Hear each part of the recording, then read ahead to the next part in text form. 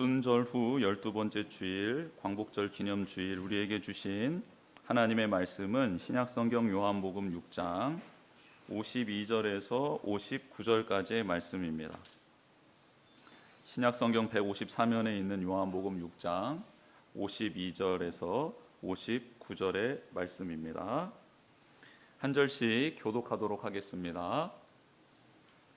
그러므로 유다인들이 서로 다투어 이르되 이 사람이 어찌 능히 자기 살을 우리에게 주어 먹게 하겠느냐. 주께서 이르시되 내가 진실로 너희에게 이르노니 인자의 살을 먹지 아니하고 인자의 피를 마시지 아니하면 너희 속에 생명이 없느니라. 내 살을 먹고 내 피를 마시는 자는 영생을 가졌고 마지막 날에 내가 그를 다시 살리리니 내 살은 참된 양식이요 내 피는 참된 음료로다. 내 살을 먹고 내 피를 마시는 자는 내 안에 거하고 나도 그의 안에 거하나니 살아계신 아버지께서 나를 보내시니 내가 아버지로 말미암아 사는 것 같이 나를 먹는 그 사람도 나로 말미암아 살리라. 이것은 하늘에서 내려온 떡이니 조상들이 먹고도 죽은 그것과 같지 아니하여 이 떡을 먹는 자는 영원히 살리라. 이 말씀은 예수께서 가버나움의 땅에서 가르치실 때에 하셨습니다.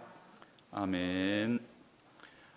오늘 또 하나님께서 우리 모든 성도님들에게 특별한 은혜, 또 거룩한 은혜 부어주실 줄 믿습니다. 그 하나님 은혜 안에서 말씀을 깨닫고 그 말씀 따라 살아가는 거룩한 복, 그로 인하여 하나님의 능력이 우리의 삶 가운데 가득해지는 은혜의 복이 우리 가운데 넘치기를 원합니다. 오늘은 8.15 광복절입니다. 1945년 8월 15일 일제 치하에서 이제 드디어 독립을 하게 된 것이죠. 또 1948년 광복한 지 3년 후 8월 15일에 대한민국 정부가 수립된 날, 그것을 기념하기 위하여 우리는 8.15 광복절을 보내고 있습니다. 오늘 기도해 주신 집사님의 말씀대로 광복이라는 것은 빛을 되찾다라는 뜻입니다. 일제에 의해서 나라를 빼앗기고 식민 통치를 받고 있었던 상태는 암흑기였지요. 그 암흑과 같은 곳에 빛이 다시 돌아왔다, 즉 나라의 주권을 다시 회복했다라는 뜻이기도 합니다. 광복으로 인하여 한민족으로 대동단결해서 정부를 수립했으면 좋았으련만 미소 양강구도로 세계가 재편되고 있는 그때에 북쪽은 소련이, 남쪽은 미국이 차지하게 되었고, 그로 인하여 분단 국가가 되었습니다. 그래서 5년 후, 광복을 맞은 5년 후 6.25 전쟁이 발발하게 되었고, 우리 민족은 돌이킬 수 없는 강을 건너게 되어 지금 총뿌리를 마주대하고 있는 것이죠. 참 안타까운 상태입니다. 우리에게 그래서 광복절날 나라를 생각할 때 무엇을 생각해야 하나, 제가 개인적으로 좀 고민해 보면서 한 3가지를 정리해 보았습니다. 정치가 바로 서야 되겠다, 그리고 자주 국방을 회복해야겠다, 그리고 국민 의식이 온전해야겠다라는 3가지를 생각해 보았습니다. 여러분, 이 나라가 일본에 넘겨지게 된 결정적인 계기는 을사늑약 때문입니다. 그들은 일사조약이라고 하지만 그것은 늑약입니다. 불평등한 조약이었기 때문이죠. 그 을사늑약에 서명한 우리나라에 5명의 대신이 있었죠. 그 사람들을 뭐라 합니까? 을사오적이라고 합니다. 여러분, 지도자가 나라를 팔아먹는다? 그러면 나라의 운명이 어떻게 되겠습니까? 그래서 우리는 깨어 지도자들을 위하여 기도해야 합니다. 여러분이 을사오적과 대조되는 그 일제 치하에 35년간의 일제 치하 속에서 독립을 쟁취하기 위하여 자신의 재산을, 자신의 생명을 내어던진 지도자들이 얼마나 많이 있었습니까? 너무 대조되는 모습 아닙니까? 그리고 국방력이 없으면, 자주 국방을 수립하지 못하면 언제든지 다른 나라에게 잠식되는 것이 이 세상 모든 나라의 운명 아니겠습니까? 넘어야 될 모든 산들이 있습니다. 자주 국방 너무나도 어려운 일입니다. 그러나 이 일을 위하여 노력하고, 이 일을 위하여 애쓰고, 이 일을 위하여 기도해야 합니다. 또한 국민의식이 중요합니다. 나라가 있으나 없으나 나만 잘 살면 되지, 아니요, 나라 없으면 못 삽니다. 정치가 바로 서지 않고, 경제가 바로 서지 않고, 사회가 제대로 돌아가지 않으면요, 우리는 국민다운 생활을, 인간다운 생활을 할 수 없습니다. 이게 현실 아닙니까? 난민들을 보면서 안타까운 마음이 동시에 드는 이유가 그것 아닙니까? 나라를 사랑하고 민족을 사랑하는 가치관이 제대로 정립해야 합니다. 요즘에 어린 아이들이 역사의식이 없다 하는데요, 그것은 부모가 역사의식이 없으니 자녀들이 역사의식 없는 겁니다. 부모가 역사의식이 있어 자녀들을 광복절에 무엇을 가르쳐야 되는지, 무슨 생각을 집어넣어야 되는지, 하나님은 무슨 뜻을 가지고 이 나라를 세우셨는지에 대해서 바른 인식을 갖고 있지 않으면 자녀들에게 할 말이 없는 겁니다. 광복절, 빨간 날, 노는 날, 쉬는 날, 놀러 가는 날. 얼마 전인가요? 작년인가 재작년인가 제가 광복절날 우리 아이들을 데려다 놓고 태극기 그리기를 했습니다. 태극기를 한번 그려보자. 옛날 생각이 났더라고요. 포스터 여러분 생각나십니까? 옛날 우리들은 옛날에 그 국기를 그리는데 그 콤파스와 자와 각도기 이런 것들을 동원해서 자고 재고해서 건고니감하고 태극 문양 그려놓고 하는 것들 하지 않았으면 그것을 똑같이 해줬어요. 그랬더니 아이들이 우와 이러더라고요. 아빠가 이런 재주가 있었나. 뭐 그렇죠. 그 신기하잖아요. 제일 처음에 보는 아이들은. 여러분, 그러면서 하나님이 이 나라를 사랑해 주셨고 이 나라를 하나님이 지켜주시고 또 이 나라의 국가에 하나님이, 그런 전능하신 하나님이 보호하사라는 그런 내용도 들어가 있고, 또 이 나라가 건국되었을 때 믿는 자가 이 나라의 정부를 수입하고 이 나라의 독립을 위해서 애썼던 이야기들을 나누어 주었더니요, 벌써 큰아이는 이미 역사 시간에 배워서 그게 무엇을 뜻하는지를 다 알고 있더라고요. 여러분, 광복절 놀러 가는 날 아닙니다. 빨간 날 쉬는 날 아닙니다. 기념하여서 나라를 위하여 애쓰고 수고한 이들, 또 나라의 미래를 위하여 자녀들을 교육하고 그렇게 민족 의식을 그리고 나라를 사랑하는 마음을 고취하라고 준 날, 그런 국가 기념일입니다. 여러분, 일제 강점기와 광복이 있기 전에, 먼저 광복절이 있기 전에 이 나라에 찬빛이 들어왔다라는 것 알고 계십니까? 1880년대에 선교사님들이 이 나라에 들어왔습니다. 들어와서 학교와 병원, 고아원 등을 세웠지요. 그리고 성경을 한국말로 번역하기 시작했습니다. 그런데 선교사님들, 제일 처음 들어오셨던 선교사님들 그렇게 활발하게 활동을 하지 못했습니다. 왜냐하면 그 당시 천주교가 극심한 탄압을 받고 있었기 때문에 개신교, 예수 그리스도를 마음껏 전할 수 있는 상황이 아니었습니다. 그때 1885년에 언더우드 선교사가 들어와서 그 선교사님이 그럼에도 불구하고 암암리에 복음을 전하는 게 맞습니다라고 해서 복음을 전하기 시작한 것입니다. 그래서 이 나라가 복음이 전해졌고요. 그렇게 세워진 교회가 세문안 교회 아닙니까? 여러분, 복음이 들어왔습니다. 그리고 그 복음, 예수 그리스도의 생명의 복음이 이 나라, 이 민족, 깨어있는 자들, 지도자들에게 들어가자 그들이 나라의 독립을 위해서, 정부 수립을 위하여 모든 것을 내어거는 거룩한 지도자로 세움받은 것 아닙니까? 현대사를 논할 때 빠지지 않는 것, 그게 바로 광복절입니다. 그리고 그 광복절이 있기 전 65년 전에 이미 이 땅에 복음이 심겨졌다라는 것, 하나님이 빛으로 이 민족을 비춰주셨다라는 것, 그 안에 우리가 있었다라는 것, 이 놀라운 신비 아닙니까?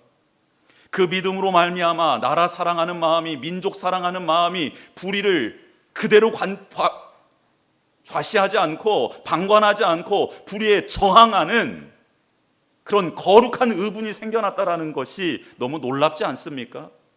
그렇게 우리 믿음의 선배님들은 이 나라 이 민족을 위하여 헌신하셨습니다. 매년 돌아오는 광복절, 그 의미를 되새기며 하나님을 더 의지하고 나라를 위하여 기도하며 애쓰는 우리 모두가 되었으면 좋겠습니다. 우리 자녀들이 되었으면 좋겠습니다. 오늘 본문 52절은 이렇게 시작합니다. 그러므로 유대인들이 서로 다투어 이르되 라고 시작합니다. 무슨 일이 일어났던 모양입니다. 유대인들은 서로 의견 충돌이 일어나고 있어요. 서로 다투고 있습니다. 근데 서로를 향했던 이 화살이 마침내는 예수 그리스도께로 향하고 있습니다. 무슨 일이 있었던 걸까요? 말씀을 살펴보니 예수님이 유대인들에게 당신의 살을 먹으라고 했기 때문입니다. 51절에 그 구체적인 내용이 나와 있습니다. 나는 하늘에서 내려온 살아있는 떡이니 사람이 이 떡을 먹으면 영생하리라. 내가 줄 떡은 곧 세상의 생명을 위한 내 살이니라 하시니라. 예수님은 유대인들이 존경했던 모세, 그리고 그 모세가 광야에서 하나님께 받은 그 만나, 하늘에서 내리는 만나를 백성들과 함께 먹었던 그 일을 다시 회상하시면서 너희들이 알고 있듯이 그것은 모세가 준 게 아니라 하나님이 주신 것이다. 그리고 그 만나를 먹었던 모세도, 그리고 그 만나를 먹었던 백성들도 다 죽음을 맞이했지만 하늘에서 내려온 산떡인, 참떡인, 생명의 떡인 나를 먹게 되면 너희들은 영원토록 살 것이다 라는 신비스러운, 그리고 알아듣지 못하는 그런 말씀을 계속 연거푸 말씀하고 있습니다. 유대교는 만나에 집착하고 있었지요. 유대인들은 만나에 집착하고 있었습니다. 그래서 다시 만나를 내려줄 사람을 기다리고 있었습니다. 그리고 오병이어의 기적을 통해 이분이 그 만나를 주실 분이구나라고 따라왔는데 내 살을 먹어야 영생한다라는 이상한 말을 하니 도대체 어느 누가 그 말씀을 깨달아 알 수 있겠습니까? 그래서 그들은 그렇게 다투고 있는 것입니다. 여러분, 이 세상의 음식 그렇지 않습니까? 육신의 생명을 연장해 주기는 하지만 영원한 생명은 줄 수 없는 그런 양식 아닙니까?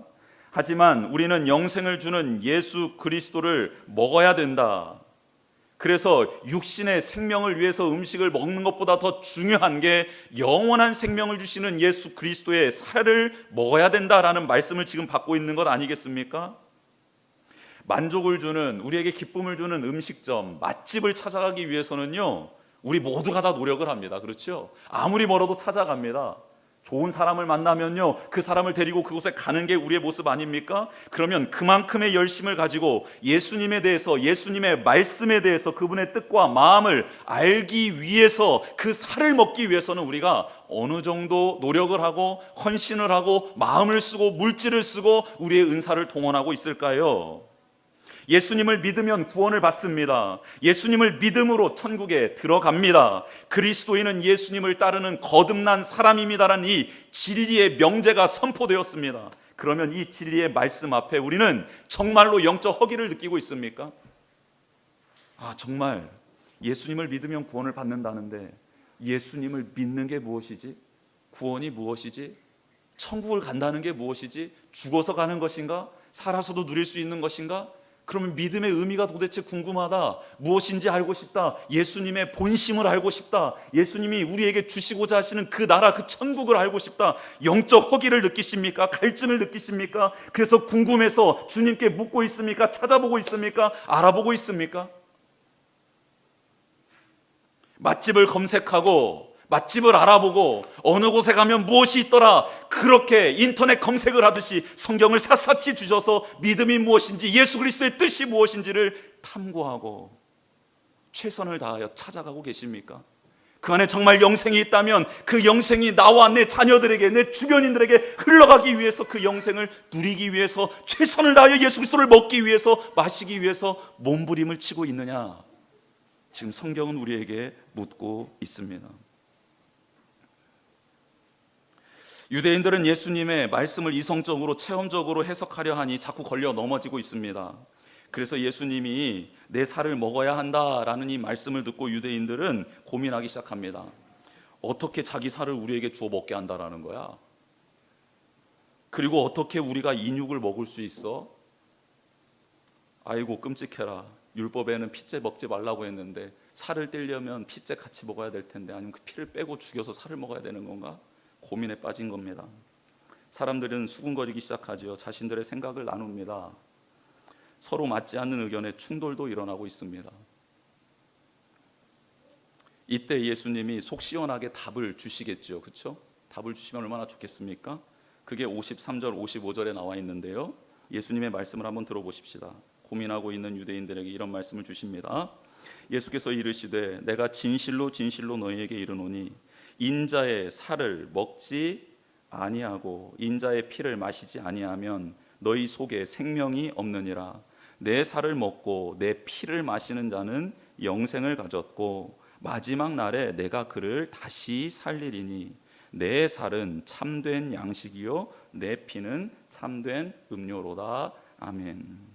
어떠신가요? 예수님의 답을 듣고 어떻게 살을 먹으라는 말이야? 라는 이 유대인과 똑같은 질문을 하고 있는 우리에게 명쾌한 답이 되었습니까? 해결이 되셨나요? 아니면 더 미궁으로 빠지고 있습니까? 살 먹으라고 했을 때도 이해가 안 갔는데 이제 피까지 마시라니 여러분 더 혼란스러워졌습니다. 처음에는 살만 먹어야 한다고 하셨다가 그 내용이 의견이 막 나뉘어지고 분분해졌는데 그 다툼이 일어나자 이제 예수님이 피까지 마셔야 된다라고 말씀하시니 이거 어떻게 하면 좋겠습니까? 그러면 한 걸음 더 나아가 내 살은 참된 양식이고 내 피는 참된 음료라 하시니 이거 어떻게 하면 좋겠습니까? 여러분 우리는 알고 있습니다. 이 말씀이 무엇을 의미하는지. 그렇죠. 이 말씀은 성만찬에 관련된 말씀입니다. 예수님이 잡히시기 전에 제자들을 불러 모아 유월절 만찬을 하셨지요. 그리고 그 식탁에서 떡과 포도주를 들어 성찬을 제정해 주셨습니다. 예수님이 떡을 떼시면서 떡을 찢으시면서 말씀하십니다. 이것은 내 몸이다. 너희를 위하여 상하고 찢기는 내 몸이다. 받아서 먹으라 라고 말씀하셨습니다. 포도주를 나누시면서 이렇게 말씀하시죠. 이것은 죄 사함을 얻게 하려고 많은 사람들을 위하여 흘리는 피, 곧 나의 피다, 언약의 피다, 마셔라 라고 말씀하셨습니다. 즉 예수님은 유월절 어린 양이 되셔서 죽임을 당하고 그 양이 출애굽 당시 백성들의 먹을 양식이 되었고 그의 진문에 발라졌던 것처럼 그렇게 될 것을 알려주시는 말씀이었습니다. 하지만 예수님은 왜 이렇게 구체적으로 말씀해 주시지 않고 자꾸 살을 먹어라 피를 마셔라라는 똑같은 말을 6장 후반 구조에서 계속해서 반복해서 말씀하실까요? 속 시원하게 설명해 주셨으면 되었을 텐데 왜 이렇게 어려운 말씀을 끊임없이 하시는 겁니까? 예수님을 믿지 않으면, 예수님을 온전히 신뢰하지 않으면 깨달아질 수 없는 그런 말씀의 세계가 있다라는 것을 정확하게 알려주시기 위함입니다. 예수님을 온전히 신뢰하지 않았던 자들, 예수님을 온전히 믿지 않았던 자들은요, 이 말씀 앞에 다 꼬리를 빼고 주랭랑 쳐버립니다. 제 갈 길로 흩어져 버립니다. 다시 주님께로 오지 않습니다. 그런데 이해가 되지 않는 이 말씀 앞에 그럼에도 불구하고 내가 신뢰하는 주님의 말씀이 오니 이해하려고 몸부림치고 있는 자들은 그 말씀을 받아 먹더라는 겁니다.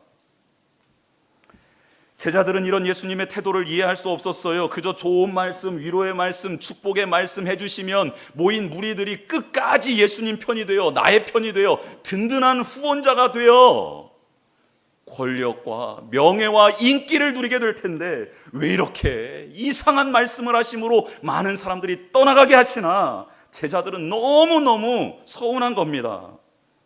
마음이 허무해지는 거예요. 얼마나 허탈했겠습니까? 그런데 이 제자들만 허탈했을까요? 아닙니다. 예수님의 마음도 무너졌습니다. 왜요? 정말 이들이 빵을 보고 왔지만 자기들의 삶의 회복을 위해서 나를 임금 삼아 자신들의 안전과 평화를 담보해달라고 그렇게 왔지만 이 진리의 말씀을 듣고 회복되기를 원하셨기 때문 아니겠습니까? 정말 너희들이 나에게 빵 보고 왔지만 이제는 말씀 안에서 영생을 누리는 길을 걸어가는 자로 변화되기를 원해서 지금 진리의 말씀을 선포하고 있는 것 아닙니까? 그런데 끝끝내 그들은 자신이 원하는 것을 바라보며 예수님이 그걸 들어주지 않자 떠나버리는 것 아닙니까? 이런 예수님의 씁쓸하고 안타까운 마음이 12제자들에게 표현되고 있습니다. 그게 66절, 67절입니다. 그때부터 그의 제자 중에서 많은 사람이 떠나가 버립니다. 다시 그와 함께 다니지 아니하더라. 예수님께 다시 돌아오지 않았습니다. 예수께서 12제자에게 이르시되 너희도 가려느냐라고 질문합니다. 여러분, 떠난 무리들은 다시 예수님과 함께 다시 가지 않았다라고 정확히 말씀하고 있습니다.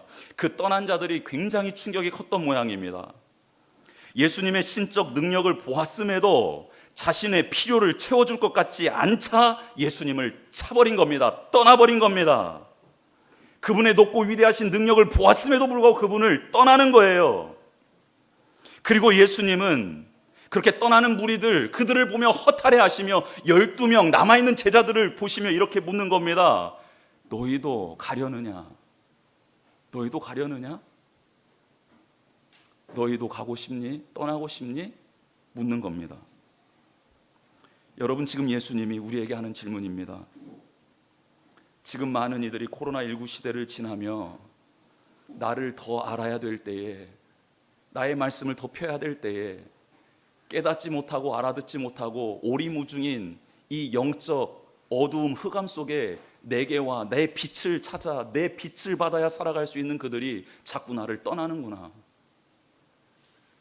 너희들도 나를 떠나겠느냐? 너의 편안함을 위하여, 유익을 위하여 나를 떠나겠느냐? 이런 상황 속에서 너도 나를 지금 떠나가려고 하느냐라고 묻고 있습니다. 성도 여러분, 예수님의 허탈한 마음, 공허한 마음, 안타까운 마음이 느껴지십니까? 코로나19를 맞이하여서 젊은 층들이 다 떠나갔다고 합니다. 지금 교회는 그나마 모이는 숫자들 99명, 큰 교회는 99명까지 제한이 풀려가지고 99명 모일 수 있는데요, 99명, 그분들이 거의 대부분이 80대, 70대, 60대 후반이라고 합니다. 50대도 찾아볼 수 없습니다. 40대, 30대요? 20대요? 없습니다. 그들이 안 나오는데 10대요? 유아들요? 없습니다.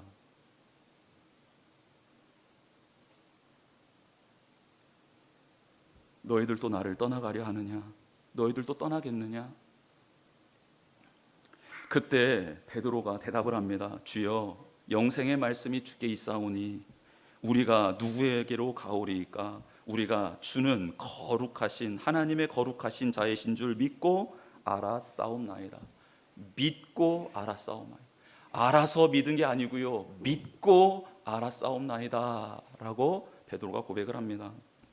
영생의 말씀이 주께 있다, 이 말씀은 지금까지 6장 전체를 총괄한 한 단어로 요약한 베드로의 신앙 고백입니다. 영생이 주님께 있다. 어려운 말들을 계속 듣고 있습니다. 베드로도 이해 못합니다. 어부 출신인데요, 이해 못합니다. 배운 학문이 없는데요, 가방끈이 짧은데요, 이해 못합니다. 영적인 내용 이해 못합니다. 그런데 베드로는 한 가지를 알고 있었어요. 뭐요? 예수님이 진짜라는 것 알고 있었습니다. 이분은 진짜다. 이분은 하나님이 보내신 분이다. 내가 지금 이분의 말씀을 이해할 수 없으나 그러나 이분이 말씀하신다면 이 안에는 진리가 담겨 있을 것이다. 이분이 말씀하신다면 이 말씀은 나에게 유익을 줄 것이다. 나의 생명을 줄 것이다. 그러니 그 말씀에 주의를 기울였더니 반복되고 알아듣지 못하는 말씀 속에 한 가지의 맥이 뚫리는 겁니다. 뭐예요? 영생의 말씀이 주님께 있는 거구나. 영생이 주님께 있는 거구나. 그 말씀이 영생이구나 깨닫게 되는 거예요. 전체가 이해되는 것이 아니라 그분을 믿고 신뢰하며 그 말씀을 경청하고 있더니 그 어리석고 못나고 못 배우고 자기 뜻대로만 살아가고 자기 열심으로 가득했던 베드로에게 진리의 말씀이 파고들더라는 거예요. 깨달아진다라는 거예요. 예수님은 하나님의 거룩하신 자입니다. 그러니 이해가 되지 않더라도 저는 믿음으로 알게 되었습니다. 이해가 되지 않는데요, 알고 믿는 게 아닌데요, 그런데 예수님이 하나님의 거룩한 자라는 게 받아들여지자, 크게 인식이 되자 주님의 말씀도 이해가 될 것 같습니다. 여러분, 우리가 믿음의 길을 가다가 포기하게 되는 경우들이 종종 있지요. 우리의 이성과 경험으로 이해되지 않는 상황을 만났을 때 아닙니까? 분명 하나님이 주신 약속을 붙잡고 왔는데 예상과 달리 죽을 위기에 처하게 될 때, 내가 생각했던 것과 완전한 다른 분위기에 접어들게 되고 상황을 만나게 될 때 우리는 실족하는 것 아닙니까? 우리는 그때 무엇을 믿고 의지하게 됩니까? 주셨던 말씀을 다시 붙잡나요? 아니면 내 이성과 경험을 믿고 뒤돌아서서 떠납니까? 여러분, 진짜 믿음은 그때 판가름 나는 거예요. 평안할 때 판가름 나지 않습니다. 평안할 때 판가름 나는 게 그게 믿음입니까? 누구나 다 고백할 수 있는 것 아닙니까? 위기의 순간에 눈물로 하나님, 그럼에도 불구하고 하나님 살아계시고, 그럼에도 불구하고 하나님 선하시고, 그럼에도 불구하고 하나님 인자하십니다라고 고백하는 게 진짜 아닙니까?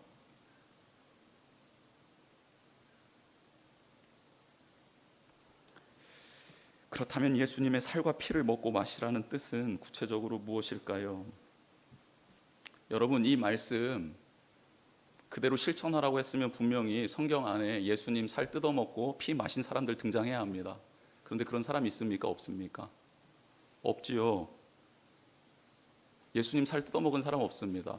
피 마신 사람 없습니다. 그렇죠. 성경 어디에도 그런 사람을 찾아볼 수는 없습니다. 그렇다면 예수님의 살과 피는 무엇일까? 예수님의 살과 피는 바로 그분의 인격과 삶 자체입니다. 살은 겉으로 보여지는 요소이고요, 피는 보이지 않는 요소입니다. 그의 겉으로 살아냈던 삶, 그 안, 하나님의 뜻, 하나님의 영으로 충만했던 그 내면의 인격, 성품들, 이 모든 것들을 우리에게 지금 먹으라 명령하시는 겁니다. 여러분, 가정에서 부모님들이 자녀들을 돌볼 때 그들을 성을 다하여 힘을 다하여 돌보지요. 그들이 무엇을 먹는 겁니까? 자녀들이 무엇을 먹고 자라는 거죠? 그렇죠. 부모의 살과 피를 먹고 자라는 것 아닙니까?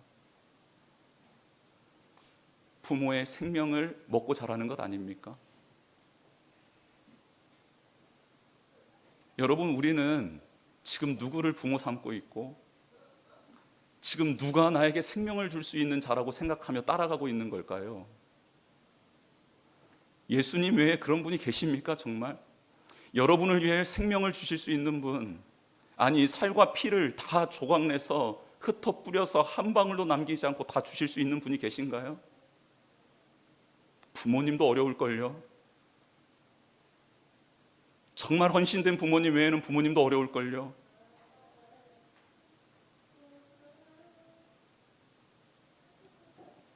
여러분, 예수님의 피와 살을 먹지 않으면 우리 안에 예수님이 계시지 않는 것입니다. 예수님의 피와 살을 먹지 않으면 예수님 우리 안에 계시지 않는 거예요. 성경은 정확하게 말합니다.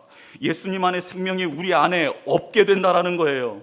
하지만 참된 양식이고 참된 음료인 예수님을 온전히 받아들이고 그분을 잘근잘근 씹어 먹고 그 피를 온전히 마시는 자, 그 자가 영생을 얻게 됩니다. 마지막 날에 다시 살아나는 생명의 부활을 맞이할 것이다라고 누누이 6장에서 부활에 관련된 메시지가 계속 선포되고 있습니다.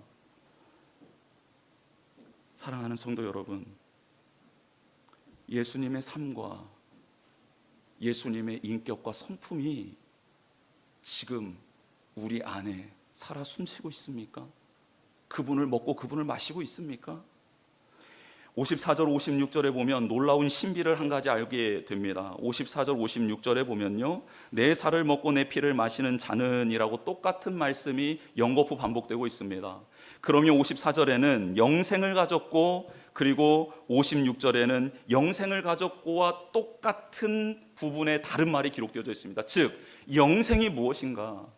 예수 그리스도를 믿음으로 살과 피를 마신 자, 그분을 주인으로 삼은 자, 그래서 그에게 영생이 임하는데 그 영생이 무엇인지를 구체적으로 말씀해 주고 있습니다. 영생은 내 안에 거하고 나도 그의 안에 거하는 것, 내가 아버지로 말미암아 사는 것처럼 이제 그도 나로 말미암아 사는 것, 이게 영생이라고 말씀합니다. 영생은 예수님을 인격적으로 모시며 그분을 믿는 자가 누리는 삶, 그리고 성품, 그 모든 것을 포함하여 예수 그리스도가 살아가는 인생, 그게 바로 영생입니다. 이제 알 수 있을 것 같습니다. 왜 유대인들이 떠났는지 알 수 있을 것 같아요. 그들은 예수님의 삶을 따라 살고 싶지 않았기 때문입니다. 어떤 목사님 이렇게 말씀하시더라고요. 기독교는 고상한 종교가 아니다, 우아한 종교가 아니다. 기독교는 피비린내가 나는, 피비린내가 진동하는 종교가 기독교다. 죽지 않으면 안 되는, 피를 흘리지 않으면 안 되는, 자기가 살아서는 안 되는 종교가 바로 기독교다라고 말하는 내용을 들었습니다. 여러분, 예수님을 따라 자신의 뜻을 내려놓고 하나님의 뜻대로 순종하며 그 길 끝에 십자가가 기다리고 있어도 기꺼이 걸어갈 수 있는 것, 그게 바로 예수 그리스도를 먹고 예수 그리스도를 마시는 것입니다. 이게 성경의 가르침입니다. 예수님을 따르는 것이 나의 먹을 것이 채워지고 나의 필요가 채워지고 부귀와 영화가 보장되는 길이라면 왜 예수님을 버리고 도망가겠습니까? 나중에 예수님을 죽이는 일에 앞장서겠습니까? 그게 예수님을 따르는 게 아니기 때문입니다. 예수님을 따르는 게 그게 아니기 때문이에요. 그게 목적이 아니기 때문입니다.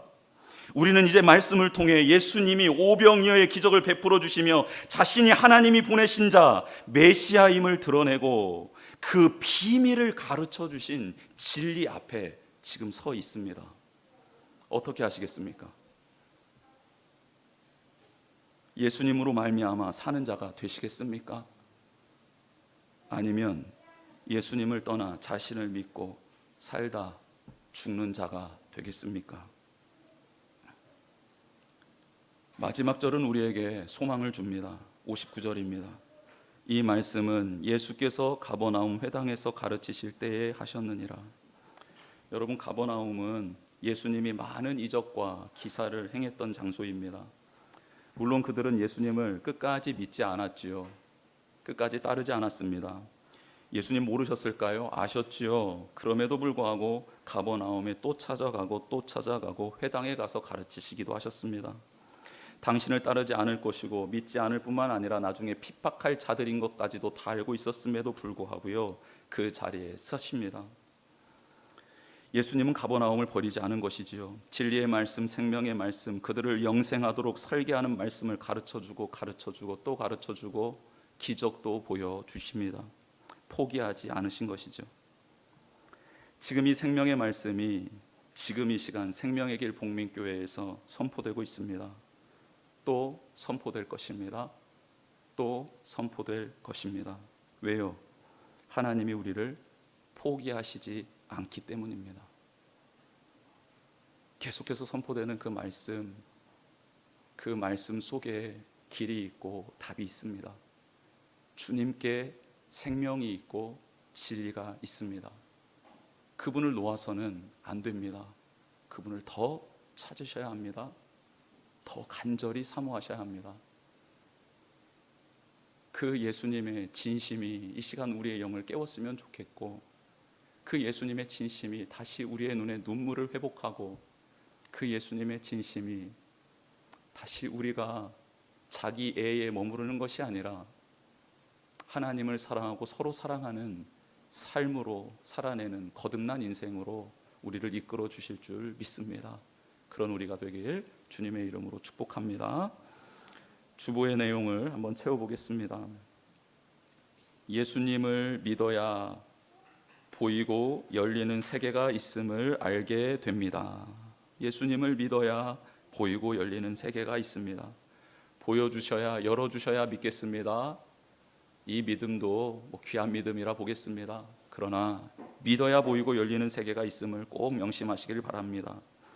예수님의 살과 피를 먹음으로 거듭난 성도가 되어 영생을 누리게 됩니다. 그분의 인격과 그분의 삶을 먹어야 합니다. 그래서 내가 죽고 주님이 사는 인생이 돼야 영생이 우리 안에 있게 된다. 그분과 더불어 살 수 있게 된다라는 뜻입니다. 포기하지 않고 찾아와 말씀해 주시는 예수님께 감사합시다. 포기하지 않고 찾아와 말씀해 주시는 예수님, 그 예수님의 마음이 이 시간 우리를 깨우고 우리를 살렸으면 좋겠습니다. 이 시간 이곳에 임하신 하나님 나라 반주해 주시고요. 같이 이 시간 기도하는 시간을 갖도록 하겠습니다. 오늘의 말씀의